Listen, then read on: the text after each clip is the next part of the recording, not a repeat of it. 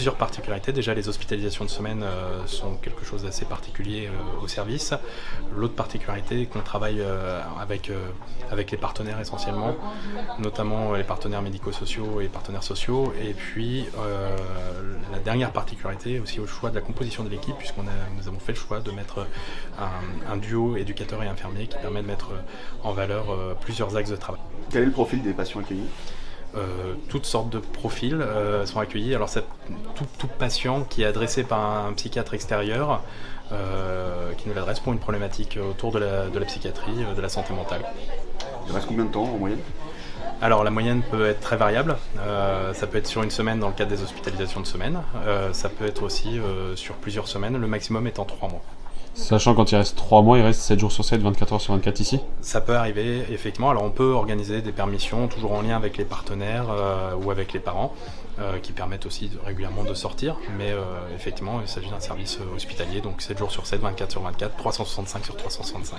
Au niveau des âges, quelle tranche d'âge est accueillie ? Alors nous accueillons tous les mineurs de l'Aube, donc de 0 à 18 ans, le plus jeune ayant eu 3 ans. Et donc jusqu'à 18 ans, le plus âgé. Combien de patients actuellement ? Actuellement 10 patients, nous tournons à taux plein en permanence, toujours 10 patients dans le service. Alors la psychiatrie, on travaille sur plusieurs axes. On va travailler à la fois sur l'environnement, on va travailler sur la question des médicaments, puisque la mise en place d'un traitement peut aussi être une option et l'hospitalisation permet de vérifier la tolérance et l'efficacité d'un traitement. Et le troisième axe de travail, ça va être le travail sur soi-même, l'introspection, donc à travers soit des activités à médiation, parce qu'il est parfois plus compliqué d'élaborer, de mettre des mots sur ce qu'on ressent lorsqu'on est jeune que lorsqu'on est adulte, mais aussi à travers les psychothérapies, au travers d'entretiens psychologiques et infirmiers, etc.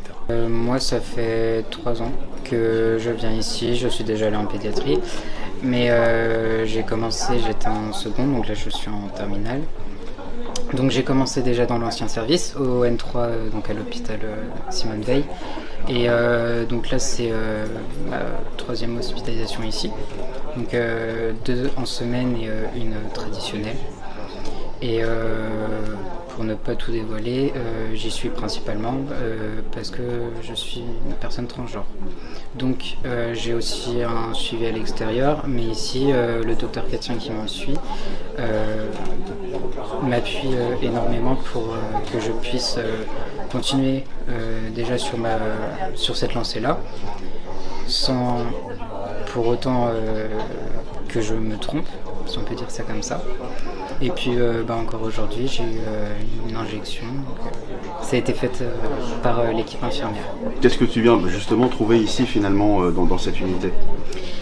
Et bien à cause de mon mal-être, j'avais surtout besoin de soutien psychologique. J'avais surtout besoin de calme et de repos. Donc ce qui peut être aussi fait avec les séances Nosalène, qui sont proposées avec des infirmières qui ont cette formation spécifique. Et ça nous apporte à tous énormément. Qu'est-ce que tu constates par rapport, toi qui as connu justement les anciens services, aujourd'hui ici dans Comte-Henri ? Je dirais qu'il y a une grosse différence dans le sens où ici on ressent plus de légèreté de vie. Parce que forcément à l'hôpital, quand on sortait simplement pour prendre l'air, on restait vraiment cloisonné dans l'hôpital, on ne sortait pas forcément des structures. Que ici on a accès à un jardin, on peut faire le tour du bâtiment. Je crois que régulièrement les jeunes, on a l'habitude de dire qu'on arrive en pleurant et on repart en pleurant.